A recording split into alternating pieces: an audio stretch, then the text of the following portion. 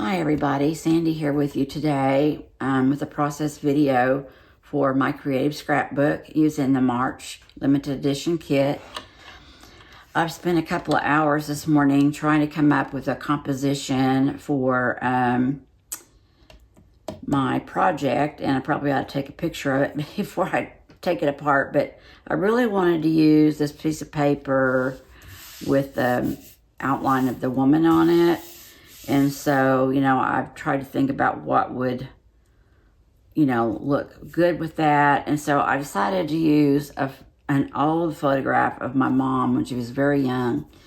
And it was one of those colorized images. And I went ahead and I put the wide purple frame around it.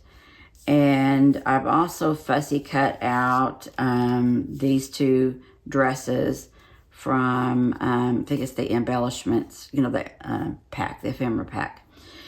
And then I thought I could use a couple of frames, these dark frames. I was going to use the white ones, and that would still be a pretty choice, and it would definitely go with the, ball gowns or evening gowns. But I was looking at these more wooden ones that are more rustic looking, but that would help bring in some darker color over here. And the reason I was wanting that was my original plan was to cut this paper in half so that I could use this part on one side, the collage paper, and use this because I like both papers so much. However, I kind of fiddled around with that like that, putting what I did was I turned this over and I started putting my elements on there. And it's kind of busy, if I do that, if I try to put, of course you can do whatever you want. But, I just thought by the time I did this and even added in, this and the bingo card and things like that, it was just going to look really busy, and I thought everything would get lost. So I decided against, bringing in that sheet there. But still, I wanted some color, so I thought the frames would do that. The other thing I was thinking was to trim off about a 1/2 inch over here, and then cut that in two and put, like a 1/4 inch on either side, of that right there, just to kind of ground the whole thing. So I'm thinking about doing that. But anyway, I was thinking about just, layering some pieces over here, with the photo. And then originally I was going to put 3 dresses over here, like start with this one, and then this one, and then bring this one in, and then the sewing machine. And my mom was a seamstress. She was a homemaker, and she usually didn't work outside the home. Sometimes she did, but not too often. But she liked to sew, and so, that's why I thought this might be an appropriate photograph to use and to go ahead and use some of these dresses from the collection. But then I thought this was I didn't know what to put right here to balance things out, unless I was going to use like a big title or something, which I didn't really have. So I thought, well, I didn't want to take this gown over there because it's kind of facing that direction. So I thought, if it's over there, then it's going to look like it's falling off the page. So it could either be this one, but I thought this darker one would kind of help balance with my mom's dark. This was she tells me it was a wine velvet dress. So I thought it would be better to put that one there. So I thought I'd put this one here, even if I have to cover some of it up with elements, like, if I wanted to bring in a floral, it's going to kind of cover the bodice unless I brought it down here, which that would look kind of funny, I think. I guess I could try it, but I think it would be better just to bring it up with the other elements and sacrifice seeing some of it. And then, I could bring in that, and then I wanted to bring the string of pearls in, so because she's actually wearing pearls, and do something like that. So that's kind of where I am. Of course, I want to use this measuring tape. There is a purple one that I've got laying around here somewhere, but I'll look for it here. And then I thought these pieces from the ephemera pack would work well. And then I thought about bringing in the die cut because I haven't used it yet. But I think that I'm getting pretty busy, you know, already. So I think that I should just, you know, leave that for my last layout and do that one. So that's kind of where I'm headed this morning. So let me turn the camera off and then I'll turn it back on and we can get to cutting and pasting.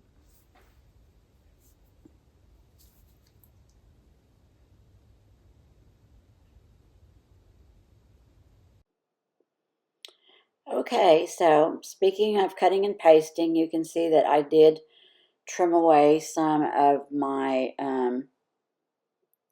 some of the collage paper, and then I flipped over the other side where the lady is on the right hand side, and it does look pretty good. It looks like I gutted it and flipped it over, which is kind of what I did, but not exactly. And I used white cardstock to mount the little strips and then put the other paper on. And it didn't align perfectly, but it aligned much better than I really anticipated that it would. So I was very happy with how that turned out. You can see me playing around there with a white frame, and I added in a little piece of scratch paper to have something to adhere that sewing machine to, so it would kind of look like it was just resting there, and yet I didn't have to put this directly on the page. I could just put it on the frame, and I just thought that brought a little more consistency and grounding to it, so it wouldn't look like it was just floating around. And then, you know, I'm playing around with the arrangement of the evening gowns. And I have that round frame up above the rectangular one, thinking I might do some kind of mirror kind of idea, but I ended up not doing that after all. And so I'm trying to find the exact spot that I want that to be so that it is kind of equidistant from everything, or, you know, in a good arrangement with where the gowns are going to be and all that. So it's up a little higher than it is from the edge probably, but I liked it. I'm using my T-square there to be sure I'm on target, and I bumped it by accident, so going back. All right, so then I did fussy cut those pieces from the ephemera package, and I really do like them. I use a little bit of ink around the edges, and I'm going to use the two purple ones, more purplish one. Well, they're all purple, I guess, but the dark wine one, I wanted that to be close to the frame and to kind of help balance the photograph, because everything in the photograph is darker. And it does, you know, to me, it's kind of a symbol of Mom's wine dress, even though it's a, you know, strapless evening gown. And so that one, I just had to use a little bit of foam tape on one edge and up there on the bodice piece of it. And the rest of it just rested on the other gown. And got that fixed where I wanted to. So once I knew where I wanted it, I could remove that backing and put it down. And then before putting down the third one, I decided I need to get my photograph in the right, you know, spot. And that little note card was one I was going to use, and then I decided to just use part of it and trim away the quote so I would have that for another time. And plus there's stitching that was stitching along the bottom, so I wanted that to be a part of, you know, the design there. So even though I kind of cover it up with ephemera. And there I'm playing around with the elements and where they're going to go. And I did want to build a little cluster there of, tags and the bingo card and that kind of thing, and sandwich that between the frame and then the more wooden plank frame, which, again, that is just added for the color to just create some, dark shadowing to help, make my photo pop. That little note card I'm going to put right there so that the Cherish will show. And I did want to go ahead and leave the whole thing because I like the edges, and I wanted the edges to be seen and not have any, places where I cut away. So I left that, and then I'm, coming back to these elements. And I had a little bit of trouble, just kind of fussing and fiddling with how I wanted it to go. Because I do bring in a couple more things here in just a moment. I do want a ticket in there, and then, I was wanting something to kind of sandwich in between the bottom layer and the other layer. So that's kind of what I'm doing with the bingo card, and then the tag, and then the little round mirrored piece, that brings in a different shape. So I like that idea.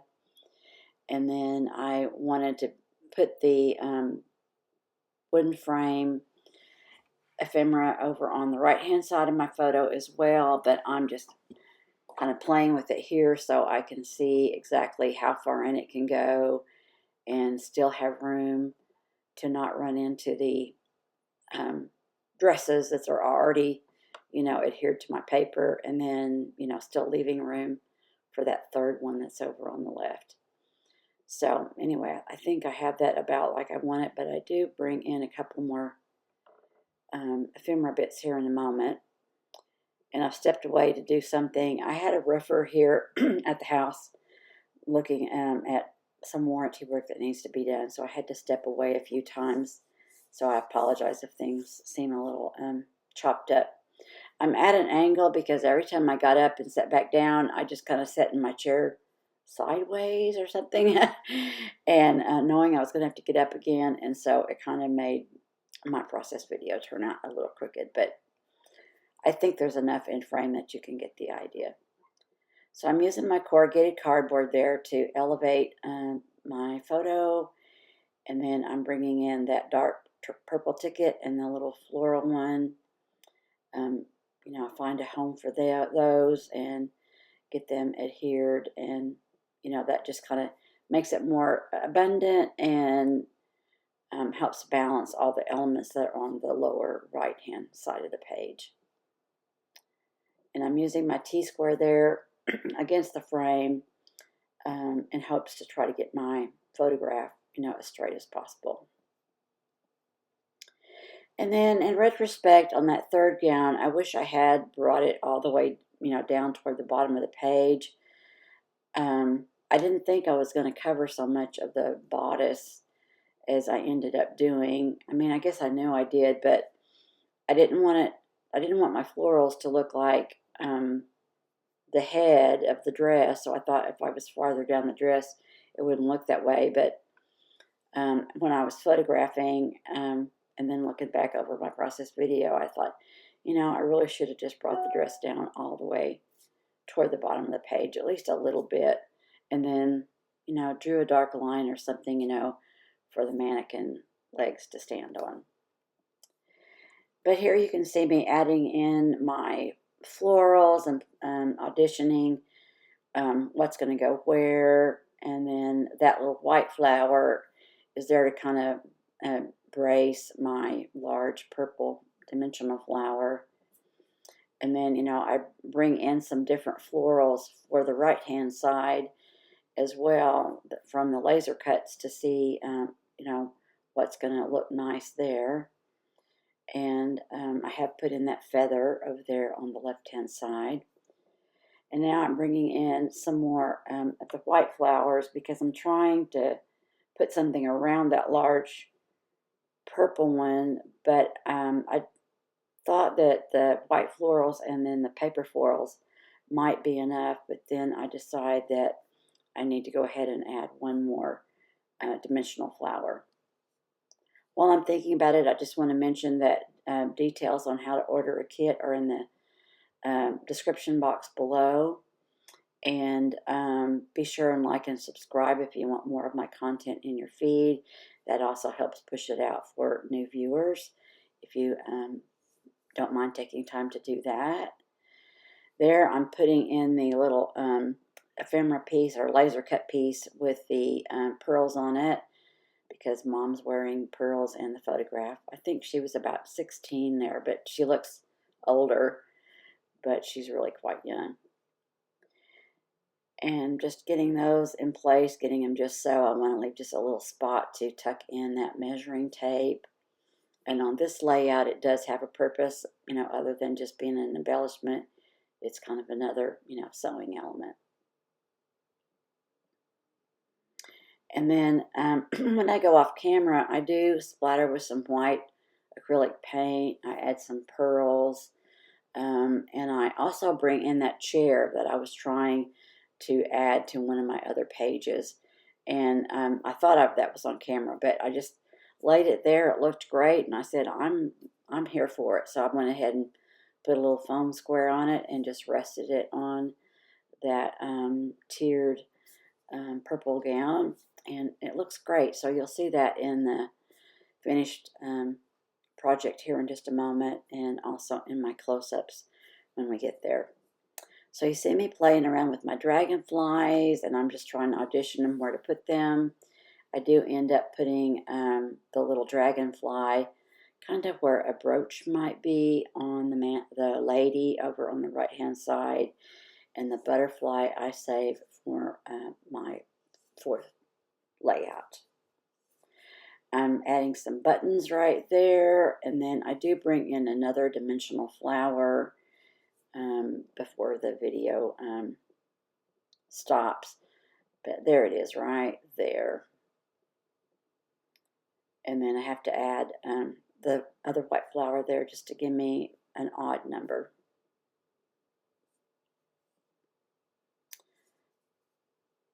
So it looks like I haven't decided yet, but I do go with the little tiny dragonfly. I really kind of liked playing around with dragonflies this time rather than butterflies. It was kind of a nice deviation. And then I mounted it with one of those small black foam squares. So I'm really liking how this one turned out. I really like that I was able to use the piece of paper that I really was loving, and found a good use for it, I think. So I'm just showing you there that I'm using the white paint. So here's my finished creation, and I hope you like it. Thanks so much for coming by, and I'll talk to you on the next video. Bye-bye for now.